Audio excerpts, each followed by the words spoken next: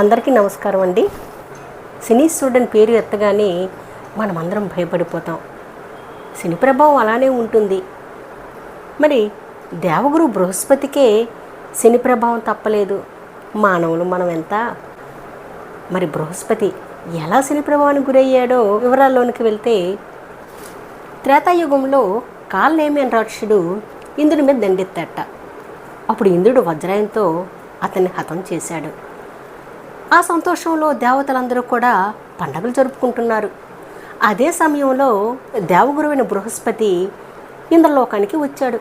కానీ ఇంద్రుడు అప్పటికే ఒళ్ళు మైమరిచి నృత్యగానాల్లో మునిగిపోయినాడు.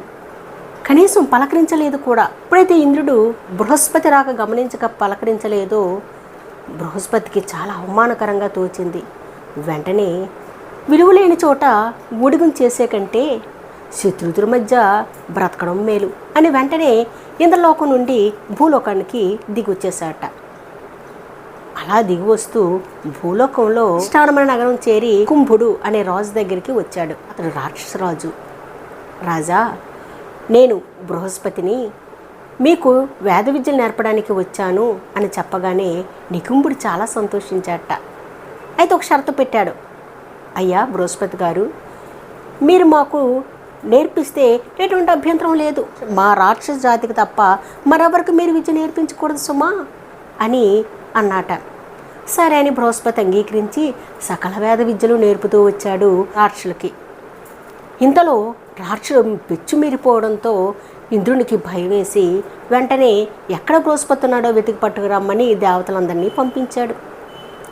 ఈ దేవతలు భూలోకంకి వచ్చి, అయ్యా బృహస్పతి గారు, మిమ్మల్ని ప్రభు ఇంద్రుడు రమ్మంటున్నారు అని చెప్పగానే బృహస్పతి దేవతలతో, నేను ఇప్పుడు స్వర్గంలో అడుగు పెట్టలేను, ఎందుకంటే నికుంభుడికి ఇప్పటికే మాట ఇచ్చేసాను అని వారికి చెప్పి పంపించేశాట.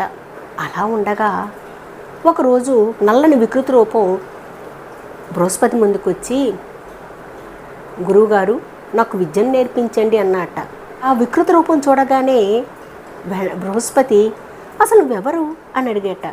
అయ్యా, నా రూపం చూస్తే తెలియట్లే, రాక్షసజాతికి చెందిన వాడనే. దేవగురు బృహస్పతి అతని శిష్యునిగా తన వద్ద చేర్చుకొని సకల విద్యలు నేర్పించాడు.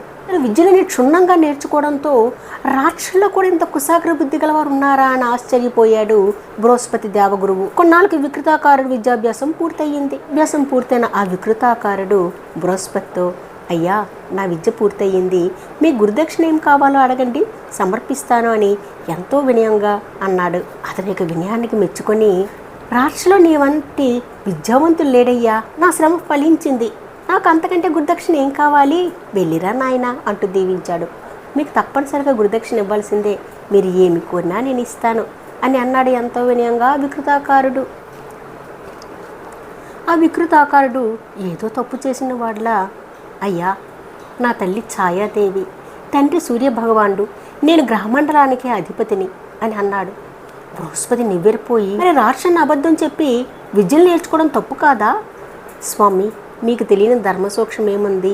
జన్మతః నేను రాక్షసుని కాకపోయినా ఇతరులను పీడిస్తూ ఉంటాను, స్వభావానికి రాక్షసునే కదా అన్నాడు ఆ శనీశ్వరుడు. అతడు చెప్పింది విన్నాక బృహస్పతి కొంత ఆలోచించి, సరే శనీశ్వర, అందరినీ పీడిస్తుంటావు కదా, అయితే శనీశ్వర నాకు గురుదక్షిణ ఇస్తానన్నావు కదా, కోరుకోమంటావా అన్నాడు. కోరుకోండి గురువర్యా అన్నాడు శనీశ్వరుడు. నువ్వు జీవుల యొక్క ద్వాదశ జన్మ ద్వితీయ అష్టమ స్థానంలో ప్రవేశించి వాడిని పీడిస్తూ ఉంటావు, కాబట్టి నువ్వు నన్ను పట్టి పీడించకుండా ఉండడమే నువ్వు నాకు ఇచ్చిన గురుదక్షిణ అన్నాడు బృహస్పతి. శనీసుడు భారంగా నిట్టూర్చి, క్షమించండి గురుదేవా, సమయం మించిపోయింది, మీరిప్పటికే అష్టమ స్థానంలో ఉన్నారు. నేను మీ ద్వాదశ స్థానంలో ఉన్నప్పుడే మీరు స్వర్గలోకం వదిలి ఈ భూలోకం ప్రవేశించారు. శనిపట్టి 7 ఏళ్ళు అయ్యింది, ఇంకా 5 ఏళ్ల పాటు ఈ నేర్చుకులు తప్పదు. అయితే మీ వల్ల నేను విద్యలు నేర్చుకున్నాను కదా, కాబట్టి గురుదక్షిణగా ఒక సహాయం చేయాలని అనుకుంటున్నాను. బృహస్పతి ఆతృతగా, ఏంటిది శనీశ్వర అని అడిగాడు. ఈ 5 ఏళ్ళు ఈ నికుంభుడు కొలువులో రాజభోగాలు అనుభవించేటట్టుగా చేస్తాను, కానీ చివరి రోజున ఆఖరి 7 గడియలు మాత్రము నీవు నా ప్రభావానికి లొంగక తప్పదు అన్నాడు శనీశ్వరుడు. బృహస్పతి దానికి అంగీకరించి, అలాగే, కానీ నాదొక విన్నపం, అదేంటంటే చివరి 7 గడియల్లో నువ్వు నన్ను పట్టే ముందు కాస్త గుర్తు చేస్తే నా తిప్పులేవో నేను పడతాను అన్నాడు దేవగురు బృహస్పతి. అలాగే తెలియజేస్తాను గురువర్య. మీరు రేపు ఉదయాన్నే నికుంభుడి కొలువుకు వెళ్ళేటప్పుడు అతన్ని ఆశీర్వదిస్తున్నప్పుడు అతని కిరీటాన్ని తీసి విసిరి కొట్టండి, అంతే మీకు మహాయోగం పడుతుంది అన్నాడు శనీశ్వరుడు. శని ప్రభావం బృహస్పతి మీద ఎలా పనిచేసిందో నెక్స్ట్ పార్ట్లో తెలుసుకుందాం. మీకు ఈ వీడియో నచ్చినట్లయితే లైక్ చేయండి, సబ్స్క్రైబ్ చేయండి, షేర్ చేయండి. Thank you for watching.